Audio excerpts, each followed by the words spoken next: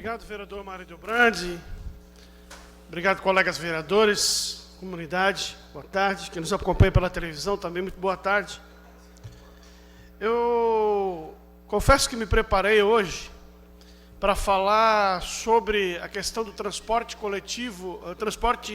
coletivo da cidade e também do transporte escolar, que já foi um debate que nós travamos no ano passado, aqui na Câmara, com um pedido de investigação, onde se identificou a possibilidade de desvio de conduta de uma licitação que o Ministério Público diz ser irregular e que teria consumido 14 milhões de reais dos cofres municipais.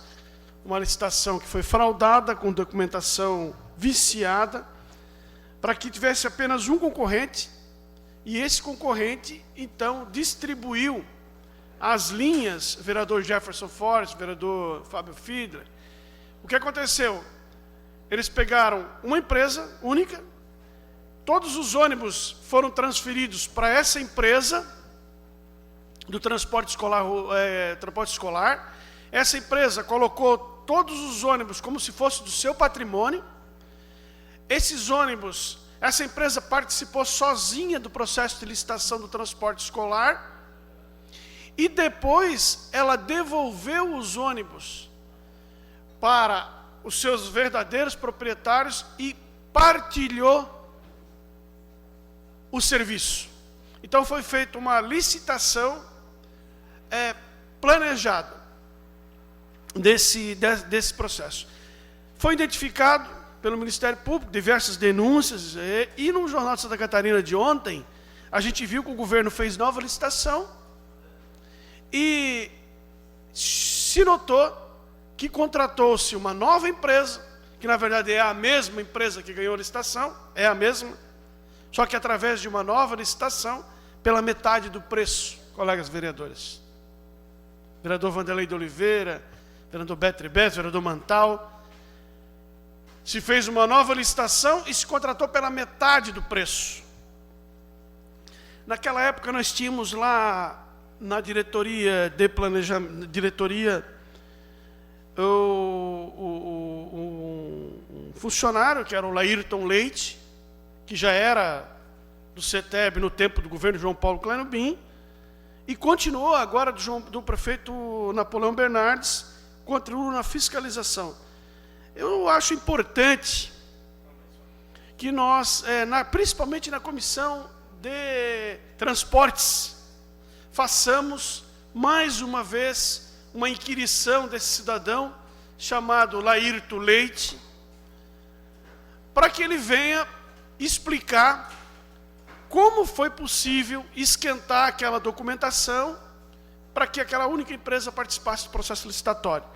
Então, assim que formada a comissão de transporte aqui na casa, deve ser nos próximos dias, nós vamos montar as comissões, eu vou convocar os colegas vereadores para a gente dar uma olhada nisso com carinho. O Jornal de Santa Catarina foi muito bem ontem, trouxe dados importantes, e uma empresa que prestava o serviço para o município no governo passado, faz uma licitação e agora presta o mesmo serviço, o vereador Zeca Bombeiro, pela metade do preço. É isso mesmo que aconteceu. Uma nova licitação, o serviço vai ser prestado pela metade do preço. Isso carece de muitas investigações, de muitas respostas, como aliás muitos temas carecem de muita resposta. Eu fiz uma visita hoje, colegas vereadores, ao Asilo São Simeão. E só tenho a elogiar o Asilo São Simeão. A limpeza, a organização, o exercício que faz aquela casa, a quantidade de idosos que tem, a dificuldade que tem para manter o Asilo São Simeão. Mas eu gostaria que o governo desse um pouquinho mais de atenção. Eu vou pecar agora para dizer que no governo passado, o governo fazia o seguinte. Eu quero que vocês prestem bastante atenção. No governo passado, independente do número de pessoas que ocupavam, o governo pagava as vagas que eram reservadas. O governo tem um convênio com, se eu não me engano, 60 vagas, e ele só usa 52 dessas vagas. E só paga por esses 51, 52. E fica faltando nos cofres do Asilo São Simeão. Porque o governo não indica, as vagas estão reservadas, mas ele não paga por essas vagas. E no governo passado, e sobre a administração, aliás, a administração exemplar, se eu não me engano, do Levi, se o vereador Mário Delbrande me ajuda, que está no Serene hoje, né?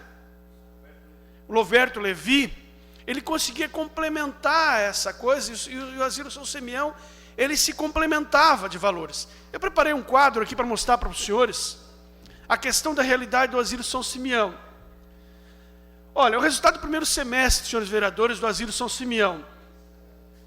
O Asilo São Simeão vem acumulando um déficit, de déficit por idoso na casa. Por idoso na casa asilar. Ó, no primeiro semestre de 2015, segundo meus cálculos e os dados que nós observamos, levantando as despesas e notas e informações que nós recebemos, e também pelo que foi publicado, o Asilo São Simeão vem por ordem dessa defasagem, ou seja, o governo tem um acordo de pagar 60 vagas, mas só paga 50, 51. O Asilo São Simeão vem acumulando, por ordem dessa ausência de vagas, no mês de fevereiro, R$ 185, depois teve uma melhora, porque ocuparam-se as vagas, R$ 7,90 de diferença por idoso, R$ 27,55, 693 de déficit, 286, até que chegou no mês de junho, que é quando a gente terminou de compilar todos os dados, em 304 de negativo por idosos. Concede a parte? Sim, e uma honra, vereador Mário Delbrande, que Vossa Excelência, eu tenho informação que Vossa Excelência coordenou muito bem o tempo que teve na CEMUDES essa questão.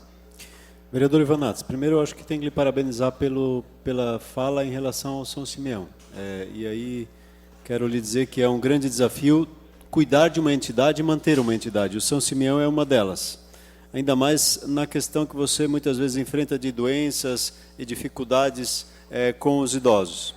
E nós sabemos, e aí eu acho que o líder do governo pode nos ajudar nessa questão, nós sabemos que há demanda reprimida de idosos querendo ir para o São Simeão, e me parece que há uma dificuldade de envio ou dificuldade financeira, não sei exatamente, mas o líder do governo pode colocar, para que essa fila de espera seja reduzida, para que a população que necessita atendida, porque equacionaria as duas coisas, a necessidade da população e também a necessidade do São Simeão da sua manutenção.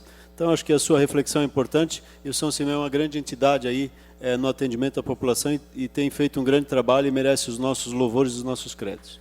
Realmente, vereador Mário Delbrande, o que me preocupa, e eu tenho certeza que preocupa Vossa Excelência também, é de que uma política de gestão da Casa São Simeão, à medida que o governo está distribuindo recursos para outras entidades, e está mandando idosos para outras entidades, e deixando o São Simeão com um vácuo, com vagas reservadas e porém pelas quais ele não paga, está criando uma dificuldade que pode desativar o São Simeão.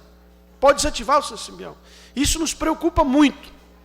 Eu vou depois disponibilizar essa tabela, porque à medida que uma casa que nem aquela que tem prejuízos, porque tem um déficit financeiro por idoso, por ordem da falta de recursos da Secretaria de Assistência Social, e essa mesma secretaria remete os nossos idosos para outras casas e deixa o vácuo financeiro lá na Casa São Simeão, ela contribui para a queda da qualidade da nossa casa. Então é importante que a gente tenha essa política dos idosos muito bem fortalecida e pedir ao prefeito, né, aos órgãos aí, principalmente a Secretaria de Assistência Social, que dê uma olhada nisso. As vagas reservadas pelo município devem ser quitadas, usadas ou não, já que o planejamento financeiro, e aqui o vereador Fábio Filho pode falar muito bem, que é um administrador muito mais competente do que eu, muito mais conhecedor dos números do que eu, de que quando você reserva vagas e não recebe por ela,